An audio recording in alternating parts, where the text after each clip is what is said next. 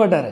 ஆனால் அதே கிறிஸ்து வந்தால் இப்படி ஆரவாரமாக டெக்கரேட் பண்ணாமல் இப்படி ப்ளசண்ட்டாக மைல்டாக ஒரு சின்ன சீரியல் லைட்டை போட்டு சின்னதாக அழகழகாக பூ வச்சு அங்கே அப்படி ஃபயராக போடுறதுக்கு பதிலாக இங்கே அப்படி சின்னதாக பூவாக போட்டு டெக்கரேட் பண்ணி முன்னாடி நின்றுக்கிட்டு எழுந்திருப்போமாக, உட்காருவோமாக, நாம் உணர்ந்து பாடுவோமாகன்னு சொல்லிட்டு இருப்பாரா? இந்த பாருங்க, இந்த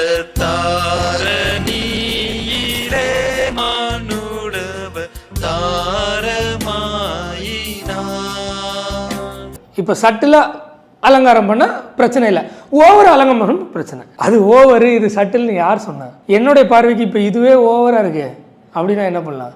நான் திரும்பவும் சொல்கிறேன், உண்மையாகவே சொல்கிறேன், ஜெனியூனாக இயேசு கிறிஸ்து இப்படி தியோஸ் காஸ்பலால் வாரம் நான் வந்து பேசிட்டு போகிறேன், நீங்கள் வந்து கேட்டு போங்க, கன்னியாகுமரியில் பிரான்ச் ஓப்பன் பண்ணுறேன், அங்கே நான் வர முடியலன்னா ஸ்க்ரீனில் நான் பேசினதை போட்டு விட்றேன், அதை பார்த்துட்டு நீங்கள் போயிடுங்க, இதுக்கு பேர் தான் சர்ச்சு அப்படின்னு சொல்லுவாரா? சொல்லுவார். எனக்குள்ளே இருக்கிற காமன் சென்ஸ் இது முட்டாள்தனமாக தோணுது. எது நீங்கள் சொல்கிறது? எப்படி இப்படி வாசித்து அவாருமானு பாடிட்டா அது ஆராதனை, கொஞ்சம் ஃபோர்ஸ்ஃபுல்லாக பாடிட்டா அது ஆராதனை இல்லைன்னு சொல்கிறது எனக்கு வேத வசனத்தின் அடிப்படையில் முட்டாள்தனமாக தெரியுது. என்னுடைய காமன் சென்ஸ் அதை சொல்லுது. என்ன பண்ணலாம்? ஜென்யூனாக சொல்கிறேன், நான் வந்து சும்மா பேருக்கோ இல்லை உங்களை ஏதாவது உண்மையிலே சொல்கிறேன், எனக்கு இது வந்து முட்டாள்தனமாக தெரியுது. வாரத்தில் ஒரு நாள் ஒரு ஹாலில் கூட்டிகிட்டு நான் பேசுவேன், நீங்கள்லாம் கேளுங்க, நான் உங்களுக்கு சொல்லித்தரேன் அப்படின்னு சொல்லிவிட்டு வருஷக்கணக்காக ஒரு கூட்ட மக்களை வர வச்சு அவங்கள வந்து இப்படி சாஃப்டாக பாடினா கரெக்டு, ரஃபாக பாடினா தப்புன்னு சொல்லி கொடுக்கறது சர்ச்சுன்னு சொல்கிறது இன்னும் அபத்தமாக தெரியுது என்னுடைய காமன் சென்ஸுக்கு. அதில் பிரான்ச்சை ஓப்பன் பண்ணி வீடியோ போட்டு காட்டுறது இன்னும் முக்கியமாக இன்னைக்கு இந்த காலகட்டத்தில் ஒவ்வொரு கிறிஸ்தவர்களும் கவனிக்க வேண்டிய ஒரு சத்தியமாகவே இருக்குது. ஏன்னா இன்னைக்கு நாங்கள் விமர்சனம் பண்ணுறோம் அப்படிங்கிற போர்வையில் வந்து கடந்த வீடியோவிலே சொல்லியிருப்பேன், ஊழியர்களை கேலி பண்ணுறது, கிண்டல் பண்ணுறது, நையாண்டி நக்கல் இப்படியுமா செஞ்சு விமர்சனம். அதே மாதிரி நம்ம நல்ல ஊழியர்களையும் விமர்சனம் பண்ணும்போது ஒட்டு மொத்தமாக அது தப்பாக போயிடும். ஆண்டவரே என்ன செய்வார்னா, நீங்கள் களையை பிடுங்க போகிறேன்னு உணர்ச்சி வசப்பட்டு பக்கத்தில் இருக்கிற கோதுமை மணியையும் நீங்கள் சேதப்படுத்திட்டீங்கன்னா அந்த சேதத்தை அவரால், அந்த எஜமானால் பொறுத்து கொள்ள முடியல, வேணாம் நியாயத்தீர்ப்பு வரைக்கும் அது காத்திருக்கட்டும் அப்படிங்கிற மாதிரி பேசுகிறார். அப்போ கர்த்தர் நல்ல கோதுமை மணிகள் மேலே அக்கறை உள்ளவராக இருக்கிறார் அப்படிங்கிறத நம்ம புரிஞ்சுக்கணும்.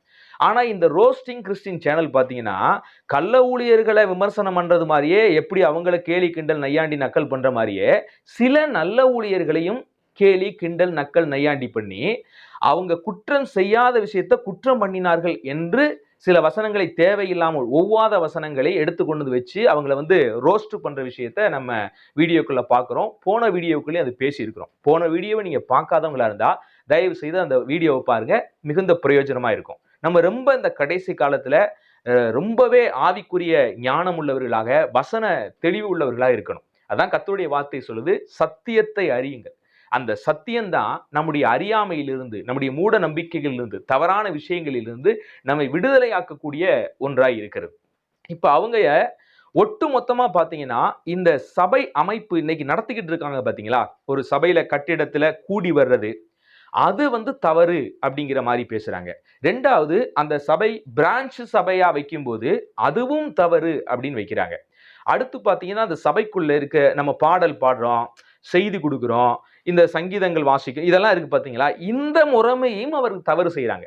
லாஸ்டா சாலமோன் பிரதர் ஒரு வீடியோல, அதாவது பழைய வீடியோவில் தான் அந்த ஜான் ஜெபராஜ் வந்து எப்படி அக்ரஸிவா மைக்க பிடிச்சி ஆடி பண்ணும்போது அது ரொம்ப அவலட்சணமாக இருக்கிறது, அது கர்த்தருக்கு பிரியமில்லாத ஒரு விஷயம் அப்படின்னு சொல்லிட்டு அழகா கர்த்தருடைய வார்த்தையை வச்சு விளக்கியிருப்பாரு.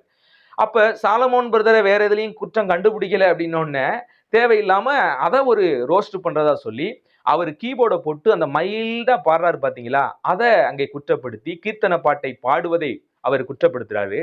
ஜான் ஜெபராஜ் கொஞ்சம் ரொம்ப சத்தமா ஆக்ரோஷமா பாடுறது வந்து தப்பு அப்படின்னா, நீங்க மெலோடியா பாடுறது சரியா, அப்ப அது தவறு இல்லையா அப்படிங்கிறாரு. சபையில கொஞ்சம் அந்த சபை, நம்ம வந்து ஒரு கட்டடத்துல ஒரு வீடு அப்படின்னு இருந்தாலே இந்த வீட்டை கொஞ்சம் நீட்னஸா வச்சிருப்போம், சின்ன சின்ன அலங்கார பொருட்களை வச்சு கொஞ்சம் அழகா நம்ம வச்சிருப்போம். ரொம்ப குதிரை கொட்டாய் மாதிரி சிலர்லாம் அலங்கரிச்சு புகையை போட்டு அதை இதையும் பண்ணி ரொம்ப நாசம் பண்ணி வச்சிருப்பாங்க. ஸோ அது வந்து நம்ம ரொம்ப அதிகம் ரொம்ப ஜாஸ்தியா போகும்போது அது அலங்கோலம் அப்படிங்கிறோம். அதே மாதிரி ஒரு சபைக்குள்ள நம்ம கொஞ்சம் சில விஷயங்களை ஒழுங்குபடுத்தி வைக்கும்போது அதையுமே தவறுங்கிறார். இப்படி ஒட்டு மொத்தமாக சபையிலே நடக்கிற பாடலாக இருந்தாலும் சரி, சபையில நடக்கிற சின்ன சின்ன அலங்காரமாக இருந்தாலும் சரி, சபையிலே நடத்துகிற எல்லா நிகழ்வையும் கூட ஒட்டுமொத்தமாக குறைப்பேசி குற்றப்படுத்துகிற விஷயத்தை என்னால பார்க்க முடிஞ்சு. ஆனா அவர் சொன்ன எல்லா கருத்துக்குமே பாத்தீங்கன்னா வேதத்துக்கு எந்த ஒரு ஆதாரமுமே கிடையாது. ஆதாரமற்ற ஒரு குற்றச்சாட்டை வைக்கிறார். இது மகா பெரிய தப்பு. இந்த சேனல்களை வைத்திருக்கிற இந்த பசங்களை குறிச்சும் இந்த சகோதரர்கள் குறிச்சும் தயவு செய்து நீங்கள் எச்சரிக்கையாக இருக்க வேணும். எப்படி கள்ள ஊழியர்களுக்கு எச்சரிக்கையா இருக்கிறீங்களோ இப்படி நல்ல ஊழியர்களை குற்றப்படுத்தி வேதத்திலே நமக்கு கொடுக்கப்பட்டிருக்கிற சில விஷயங்களுக்கு அவங்களும் எதிராக நடக்கிறபடினால இவர்களை குறித்தும் நாம் எச்சரிக்கையா இருக்க வேண்டியது ரொம்ப ரொம்ப அவசியமாக இருக்கிறது. ஒட்டுமொத்தமாக இவர்கள் எல்லாத்தையும் குற்றப்படுத்துறாங்க. மிஷனரி ஊழியத்தை குற்றப்படுத்துறாங்க. மிஷனரிகள் மூலியமாக கட்டப்பட்ட கல்வி நிலையங்களை குறித்து குற்றப்படுத்துறாங்க. அவங்க கட்டின ஹாஸ்பிட்டலை குறித்து குற்றப்படுத்துறாங்க. அவங்க வீடியோக்கெல்லாம் மொத்தமா நீங்க நோட் பண்ணீங்கன்னா இப்போது இருக்கிற அந்த சபையினுடைய அந்த அமைப்பை குறித்தே ஒட்டுமொத்தமாக குற்றப்படுத்துகிற விஷயங்களை நம்ம பார்க்க முடியுது. நல்லா கவனிங்க. இந்த சபை அமைப்புகள்ல பிரச்சனை இருக்குதா அப்படின்னு கேட்டா கண்டிப்பா பிரச்சனை இருக்குது, ஓட்டைகள் இருக்குது. அதைத்தான் சரி பண்ணும். அந்த ஓட்டையை தான் அடைக்கணுமே ஒழிய ஒட்டுமொத்தமா இடிச்சிடக்கூடாது. நம்ம ஊர்ல கூட ஒரு பழமொழி சொல்லுவாங்க, ஒருத்தன் எலிக்கு பயந்து வீட்டையே கொளுத்தி விட்டானா. அந்த கதியா இன்னைக்கு வீடுகளுக்குள்ள எலி இருக்குன்னா அந்த எலியை புடிச்சுதான் அழிக்கணுமே ஒழிய வீட்டை கொளுத்தி வர்றது நியாயமான செயலா? அதே மாதிரி சபை இந்த அமைப்புகளுக்குள்ள இந்த நம்ம சபை ஒரு ஒழுங்கு வச்சிருக்க பார்த்தீங்களா, கட்டிடங்களிலே கூடி வந்து ஒருமித்து ஆராதித்து வார்த்தையை கேட்டு கர்த்தரை பக்தியுடன் பாடி இந்த விஷயங்கள்லாம் பண்றோம் பார்த்தீங்களா. இந்த விஷயத்துக்குள்ள நிறைய இன்னைக்கு வந்து தவறான விஷயங்கள் உள்ளே நுழைந்திருப்பது உண்மைதான். அதை களையணுமே ஒழிய ஒட்டுமொத்த இந்த சபை அமைப்பையுமே இடித்து போட நினைப்பது வந்து ஒரு தவறான செயல். இது ஆக்கப்பூர்வமாக இன்றைய காலகட்டங்களே தேவையான ஒன்று. இப்படிப்பட்ட சுவிசேஷ விஷயங்கள் தான் அவங்களையும் இன்னைக்கு கர்த்தருக்குள்ள கொண்டு வந்திருக்குது, நம்மையும் கொண்டு வந்திருக்குது. அப்போ ஒட்டுமொத்தமா அதை அழிச்சிடலாம். இவங்கள மாதிரி அவுத்து விட்ட இது மாதிரி நம்ம பாட்டுக்கு வாழ்றதா? இவங்க எந்த சபையில கூடுறாங்க, எப்படி கூடுறாங்க, ஒரு ஒழுங்கா இருக்கிறாங்களா? எதுவுமே இல்லை. நாங்க சத்தியத்தில் இருக்கிறோம், கர்த்தருக்குள்ள இருக்கிறோம். அவங்க சபை கூடுதலே பார்த்தீங்கன்னா அந்த 3-4 பேர் சேர்ந்து இந்த மாதிரி வீடியோ போடுற விஷயங்கள் தான் ஏதோ சபையா கூடி வர்றதா மாதிரி பேசிட்டு இருக்காங்க. அப்ப இவங்களை நீங்க பின்பற்றீங்கன்னா இவங்கள மாதிரியே மாத்தி விட்டுருவாங்க. ஸோ எந்த ஒரு ஒழுங்கும் இல்லாதபடி ஒரு காட்டு கழுதையை போல எப்படி காடுகளில் சுத்தி அலையுமோ அதை குறித்து ஆண்டவர் பேசுவார். யூத ஜனங்கள் அப்படி காட்டு கழுதையை போல இருக்கிறாங்கன்னு அந்த மாதிரி அவுத்து விட்ட மாதிரி இருக்கிற ஒரு லைஃபுக்குள்ள உங்களை கொண்டு போயிடுவாங்க. இதுவும் ஒரு வேத அடிப்படையிலே ஒரு தவறான விஷயம். சரி, ஒட்டுமொத்தமா அவங்க சொல்ற இந்த விஷயத்துக்கெல்லாம் இன்னைக்கு இருக்கிற இந்த சபை அமைப்பு வேதத்தின் அடிப்படையில் இருக்கா அல்லது வேதத்தின் அடிப்படையில் இல்லையா அப்படிங்கிறத நம்ம என்ன செய்ய போறோம், முழுக்க முழுக்க பார்க்க போறோம். நல்லா கவனிங்க. இவங்க சொல்லும் போது என்ன சொல்றாங்கன்னா, தவறான விஷயத்தை ஒருத்தர் விமர்சனம் போது தவறு ரைட்டு, ஆனா சரியான விஷயத்தை செய்யும்போது அதுவும் தவறுங்கிறார். இப்ப ஓவரா சாப்பிட்றாங்கன்னு வச்சுங்களேன், அவங்க பெருந்தீனிக்காரர்கள் அப்படின்னு சொல்லுவோம். இப்போ ஒரு அளவோடு சாப்பிட்றா. இப்ப அளவோடு சாப்பிட்றவரையும் நீங்க குற்றப்படுத்தினா அது சரியா இருக்குமா? ஆனா இந்த சகோதரர் அப்படித்தான் செய்யறாரு. ஒரு கீபோர்டை அக்ரெசிவா போட்டு நடனம் ஆடி தன்னை ஒரு பெரிய ஆளா காமிச்சுக்கிட்டு ஒருத்தர் நடவடிக்கை பண்ணிக்கிட்டு இருக்கிறாரு, ஜான் ஜெபராஜ் போன்ற நபர். அதை பேசுறது ஓகே, அது தப்பு. இப்ப சாலமன் பிரதர் மைல்டா போட்டு ஒரு கீர்த்தனை பாட்டை பாடும்போது அதுவும் தப்புங்கிறாரு. அப்ப அளவா சாப்பிடுறது நீ தப்புங்கிற, ஓவரா மேக்கப் போடுறவனை நம்ம தப்புங்கிறோம், அது ரொம்ப அவலட்சணமா இருக்கு அப்படிங்கிறோம். இப்போ ஒரு அளவோடு முகத்தை வந்து என்ன செய்யறான், ஒருத்தன் சுத்தம் பண்ணி கழுவி லைட்டா பவுடர் போட்டு சுத்த பத்தமா பார்த்துக்கிறான், தலைக்கு ஒரு எண்ணெயை வைக்கிறான், அதையும் தப்புன்னு சொல்றதா? ஒருத்தன் மிகவும் ஆடம்பரமான ஆடையை உடுத்தி கொண்டு வர்றான், நம்ம அதை தப்புங்கிறோம். இப்போ ஒருத்தன் சரியான ஆடையை கரெக்டா கௌரவமான கண்ணியமான ஒரு ஆடையை போட்டுட்டு வர்றான், அதையும் நம்ம தவறுன்னு சொல்றதா? அப்ப நல்லா கவனிங்க. இவங்க சரியாக இருப்பதையுமே தவறு காட்டுறாங்க. அதை எப்படித்தான் இருக்கணும் அப்ப சொல்லுங்க. அப்ப எப்படித்தான் இருக்கணும், எப்படிதான் பாடணும், எப்படிதான் பிரசங்கம் பண்ணணும், எப்படிதான் சபை இருக்கணும், அதை சொல்லுங்க. ஒட்டுமொத்தமா சபை ஸ்ட்ரக்சரை நீங்க குற்றப்படுத்துறீங்க. சரி, இப்ப எப்படிதான் நடக்கணும் அப்படிங்கிற விஷயத்தை நீங்க சொல்லுமா இல்லையா? சரி, நல்லா கவனிங்க. நீங்க சொல்ற எதுவுமே இங்க சத்தியத்துல இல்ல. நீங்களா ஏதோ ஒரு கல்ட்டு போதனையில நீங்களும் சிக்கி கொண்டிருக்கிறீங்க. இந்த ரோஸ்டிங் கிறிஸ்டின் சகோதரர்கள் சிக்கி கொண்டிருக்கிறாங்க அப்படிங்கிறது உண்மையான விஷயம்.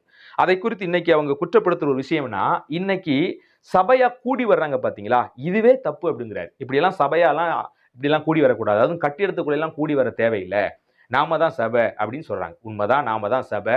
ஆனா கட்டிடமாய் கூடி வந்தார்களா, வேதத்திலே அதற்கு ஆதாரம் இருக்கிறதா, அதுதான் இன்னைக்கு நம்ம நோட் பண்ண வேண்டிய விஷயம். நான் சொல்ற வசனத்தை எல்லாம் கொஞ்சம் கவனமா குறிச்சுக்கங்க.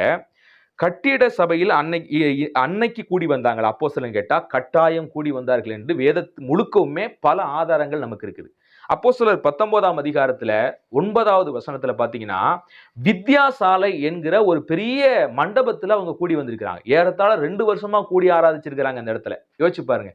வித்யாசாலைன்னா அந்த இடத்துல பாத்தீங்கன்னா அந்த 19ஆம் அதிகாரத்துல 2ஆம் வசனத்துல வித்யாசாலை அப்படின்னு இருக்கும். அது ஒரு பள்ளிக்கூடம், கல்விக்கூடம், கற்றுக் கொடுக்கிற ஒரு நிலையத்தை தான் இந்த வித்யாசாலை. ஏன்னா பைபிள்ல பல சொற்கள் பாத்தீங்கன்னா சமஸ்கிருத சொல்லால் நிறைஞ்சிருக்கும். சில விஷயங்கள் நமக்கு புரியாம இருக்கலாம். ஏன்னா அன்னைக்கு இந்த நம்ம வச்சிருக்கிற கையில வச்சிருக்கிற இந்த பவர் மொழிபெயர்ப்பு இருக்கு சொல்லுவாங்க.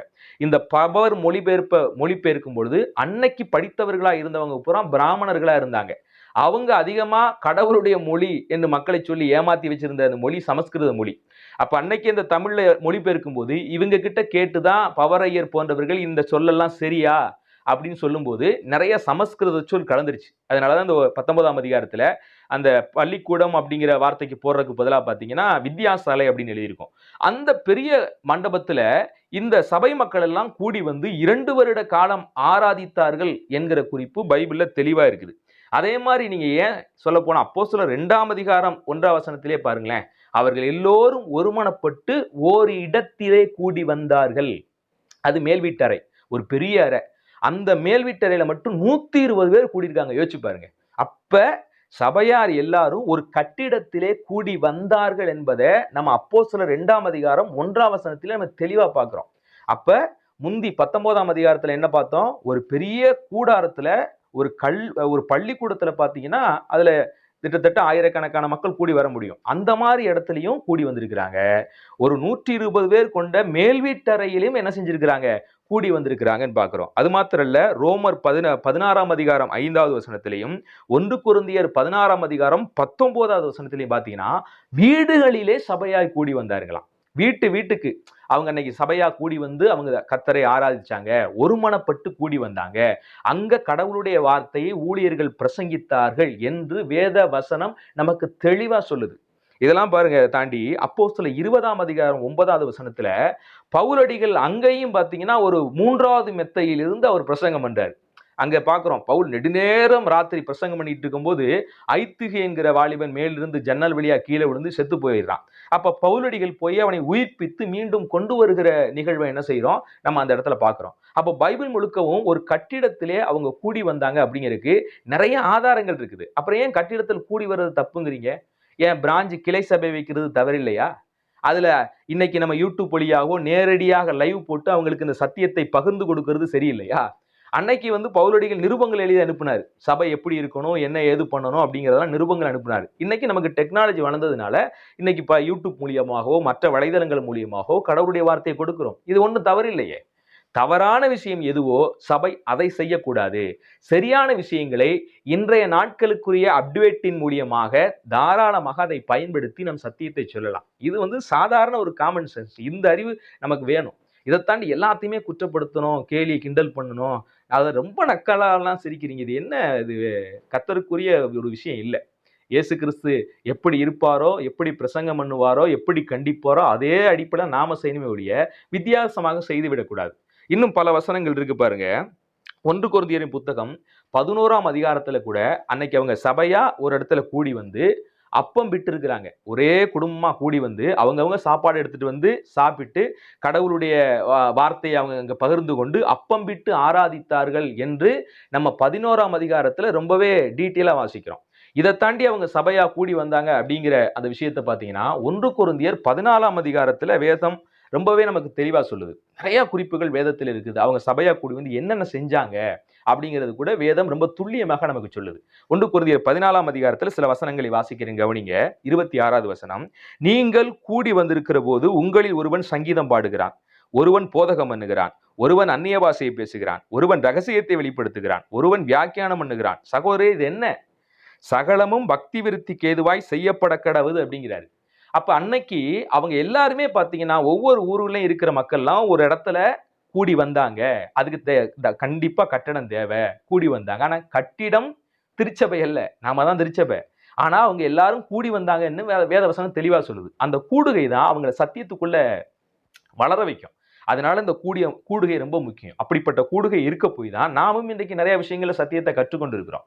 அன்னைக்கும் இப்படிப்பட்ட கூடுகையில கூடி வந்தார்கள் என்று இருக்குது. ஆனா கூடி வந்திருக்கிற அந்த கூடுகையை அவங்க செய்யற அந்த முறைமையெல்லாம், அங்க பாட்டு பாடுனாங்க, அங்க அந்நிய பாஷையை பேசினாங்க, போதகம் பண்ணுனாங்க, எல்லாம் இருந்துச்சு. ஆனா ஒழுங்கற்று இருந்துச்சு. ஒன்னா கூடி வந்து ஒரு கூட்டாங்கனுக்குள்ள என்ன செஞ்சிருக்காங்க, அந்நிய பாஷையை பேசி கத்திக்கிட்டு இருக்கிறாங்க. இங்கிட்டு ஒருத்தவங்க கொஞ்சம் கூட்டம் போதகம் பண்ணிட்டு இருக்கிறான், அங்க ஒருத்த கூட்டம் பாட்டு பாடிட்டு இருக்கிறான். பவுல் வந்து பார்த்துட்டு, இது என்னப்பா ஒரே நேரத்துல எல்லாரும் ஒவ்வொன்னா இப்படி செஞ்சுக்கிட்டு இருக்கிறீங்க, எல்லாம் நல்லொழுக்கமா சரியா ஒரு பிளான் பண்ணி சரியா செய்யுங்கன்னு சொல்றாரு. அப்ப சபையினுடைய ஒழுக்க விஷயங்கள் இது எல்லாம் வந்து எல்லா இடங்களையும் அப்போஸ்தலருக்கு நாட்களையும் இருந்த ஒரு விஷயம்தான். லாஸ்டா இந்த அதிகாரத்துல பவுல் முடிக்கும் போது சொல்றாரு, சகலமும் நல்லொழுக்கமாயும் கிரமமாயும் செய்யப்பட கடவது. அப்ப நல்லொழுக்கமாயும் கிரமமாயும் சபையினுடைய அந்த காரியங்கள் செய்யப்பட கடவுது அப்படின்னு சொல்றதுனாலதான் நம்ம என்ன செய்யறோம், சபை நடைமுறை ஒரு பிரேயர் பண்றோம், ஒரு பாட்டு பாடுறோம், அப்புறம் சங்கீத ஒரு தியானத்தை பண்றோம், ஒரு வொர்ஷிப் பண்றோம், அதுக்கப்புறம் கடவுளுடைய வார்த்தையை என்ன செய்யணும், தியானிக்கிறோம், முடிக்கிறோம். இது வந்து ஒரு ஒழுங்குமுறை. இந்த ஒழுங்குமுறை எல்லா இடங்கள்லையும் இருக்கும். அதே மாதிரி சபையில முக்கியமா இந்த ஒழுங்குமுறை இருக்கணும். கச கச கசன்னு எல்லாத்தையும் செய்யக்கூடாது. இதையெல்லாம் நேர்த்தியா கர்த்தருடைய வார்த்தை தெளிவா சொல்லுது. இதுக்கு மிஞ்சி உங்களுக்கு என்ன வசனம் வேணும்? அவங்க இன்னைக்கு பாடுனாங்க எல்லாம் வசனம் இருக்கு. நான் அடுத்த வீடியோவில் இதை விளக்குறேன். இதுவே ரொம்ப பெரிய வீடியோவா போச்சு. லாஸ்டா ஒரே ஒரு வசனத்தை மட்டும் உங்களுக்கு வாசி நான் முடிக்கிறேன். எபிரேயர் 10:25 நீங்க எடுத்து வாசிங்க. சபை கூடி வருதலை சிலர் விட்டு விடுகிறது போல நீங்களும் விட்டு விடாதிருங்கள் அப்படின்னு அழகா நம்ம வந்து எபிரேயர் புத்தகத்துல வாசிக்கிறோம். அப்போ அன்றைக்கு சபையாக கூடி வந்தாங்க. அவங்க வார வாரம் கூடி வந்தாங்க அப்படிங்கிறதையும் நம்ம பைபிள்ல பல இடங்கள்ல பார்க்கிறோம். வாரத்தின் முதல் நாளிலே அவர்கள் கூடி வந்து கபடமில்லாத இருதயத்தோடு அப்பம் விட்டு அவர்கள் இருந்தாங்க அப்படிங்கிறதெல்லாம் வாசிக்கிறோம். இன்னைக்கு ஏன் நம்ம ஞாயிற்றுக்கிழமை கூடுறோம்? ஞாயிற்றுக்கிழமை விடுமுறை நாளா இருக்கிறனால நம்ம ஞாயிற்றுக்கிழமை கூடுறோம். ஒருவேளை வியாழக்கிழமை விடுமுறையா இருந்துச்சுன்னா வியாழக்கிழமை கூட்டிட்டு போறோம். நமக்கு வந்து இந்த நாள்ல தான் கூடணும், அந்த நாள்ல தான் கூடணும், இந்த நாள் பரிசுத்த நாள், இந்த நாள் அசுத்த நாள் அப்படின்லாம் இல்லை. நம்ம எந்த நாள்ல வேணாலும் கூடலாம்.